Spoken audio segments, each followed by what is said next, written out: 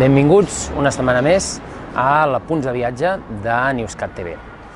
Avui us vull parlar de diners, i no de diners qualsevol, sinó de diners en forma de cloïsses. Per què?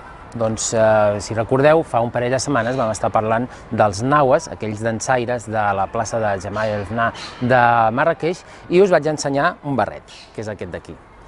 Un barret fet al Marroc, però amb aquestes conquilles, exactament, que no venen ni de la costa africana, sinó que venen originàriament de les Illes Maldives. I és que avui anem a visitar les Illes Maldives.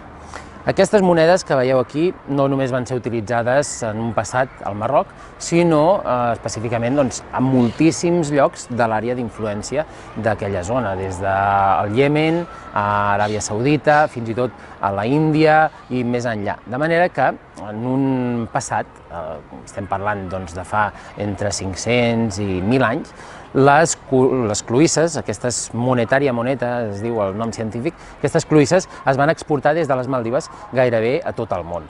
És per aquesta raó que les Maldives en un passat van tenir moltíssima importància i encara avui en dia tenen una importància però molt variable. Aquesta és ara actualment la importància del turisme.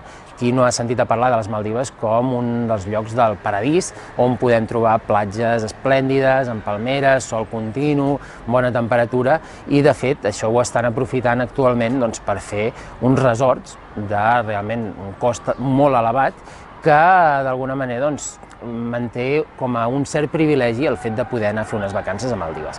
Això està canviant. A partir del gran tsunami del 2004, el govern va veure que si volien ajudar les petites comunitats disperses en les altres illes, hem de recordar que el país està format per més de 1.200 illes, de les quals només unes 200 estan habitades, doncs per poder ajudar en aquestes altres illes habitades, a part dels resorts, necessitaven poder organitzar un turisme més de, diríem, tipus low cost. De manera que actualment avui en dia en algunes illes, per exemple l'illa de Maafushi, a només 1 hora i mitja de la capital, ja té alguns hotels, alguns petits albergs d'un preu molt més mòdic que ens poden permetre anar a visitar les Maldives i gaudir també d'aquests paratges realment paradisíacs. Una de les activitats típiques per fer a les Maldives és justament una mica de busseig. No cal ser un professional ni saber bussejar amb bombones, sinó que simplement amb un tub d'esnorkel i unes ulleres podrem veure tots uns espais coral·lins realment d'una riquesa de vida molt i molt gran, no només de coralls, sinó també dels peixos o fins i tot tortugues. De fet, hi ha una paraula en català, en castellà, en anglès, que ve de l'idioma divehi, que és l'idioma que parlen a les Maldives, que és justament atoló.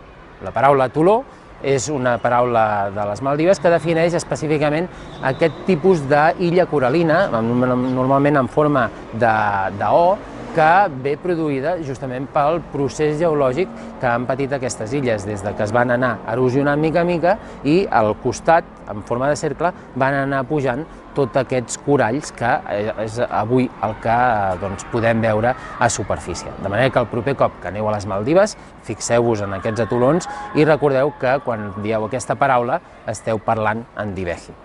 Us espero aquí, a la Punts de Viatge, la setmana que ve. Fins aviat.